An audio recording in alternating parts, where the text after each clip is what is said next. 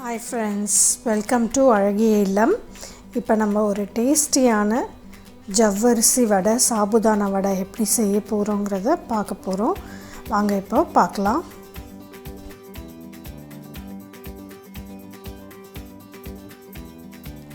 இப்போது ஜவ்வரிசி ஒரு கப் எடுத்துருக்கோம்.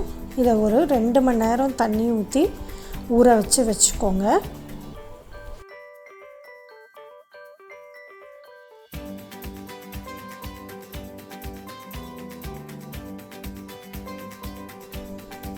அதுக்குள்ளே நம்ம ஒரு 5 உருளைக்கிழங்கு எடுத்துருக்கோம். இதை ப்ரெஷர் குக்கரில் வேக வச்சு எடுத்து தோல் எடுத்து வச்சுக்கலாம்.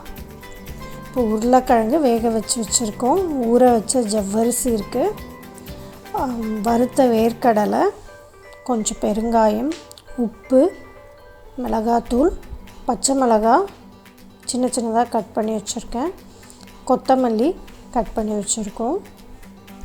இப்போ ஜவ்வரிசி நல்லா ஊறி இருக்குது.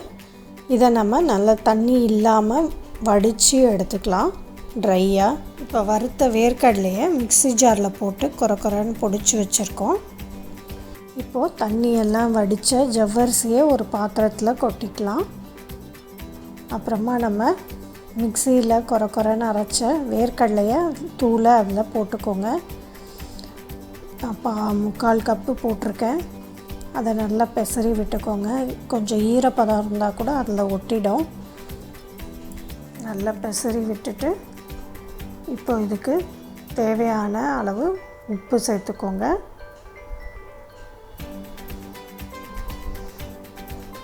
அப்புறம் பச்சை மிளகாய் கட் பண்ணி வச்சதை அதில் சேர்த்துடலாம்.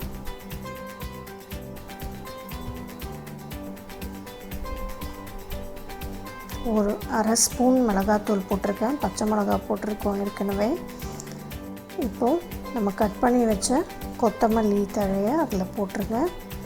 பெருங்காயம் கொஞ்சமாக சேர்த்துக்கலாம். இது வேணும்னா சேர்த்துக்கோங்க, இல்லைன்னா இதை ஸ்கிப் பண்ணிக்கலாம். இப்போ எல்லாத்தையும் ஒன்றா நல்லா கலந்து விட்டுக்கோங்க.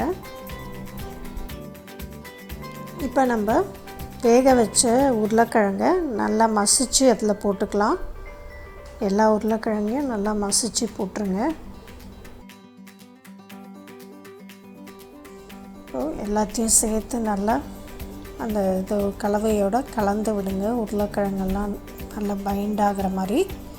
உருளைக்கிழங்கு உப்பு போட்டு தான் நான் வேக வச்சுருக்கேன். நீங்கள் டேஸ்ட் பார்த்துக்கிட்டு வேணும்னா நம்ம இன்னும் கொஞ்சம் சால்ட் சேர்த்துக்கலாம். இப்போ நல்லா நமக்கு திக்காக ரெடி ஆகிடுச்சு இந்த வடை. கொஞ்சமாக உப்பு சேர்த்துக்கிறேன். நல்லா கலந்து விட்டுக்கோங்க.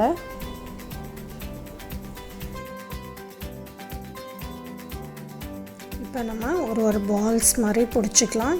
இந்த மாதிரி கொஞ்சம் தண்ணியாக இருக்குது உங்களுக்குன்னு ஃபீல் பண்ணிங்கன்னா நீங்கள் கொஞ்சம் பொட்டுக்கடலை மாவு இதில் சேர்த்துக்கலாம், இல்லை அரிசி மாவு கூட கொஞ்சம் பைண்டிங்காக சேர்த்துக்கலாம்.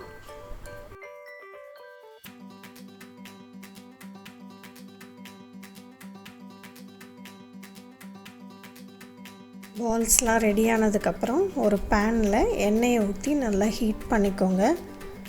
நல்லா ஹீட் ஆனவுடனே இந்த பால்ஸை ஒன்றா வடை மாதிரி தட்டி போட போகிறோம். ரொம்ப மெலிசாக தட்டிடாதீங்க, கொஞ்சம் இந்த மாதிரி திக்னஸ் ஒரு அழுத்தம் கொடுத்தா போதும். போட்டு இப்போது ஒன்றா எண்ணெயில் போட்டு பொரித்து எடுத்துக்கலாம்.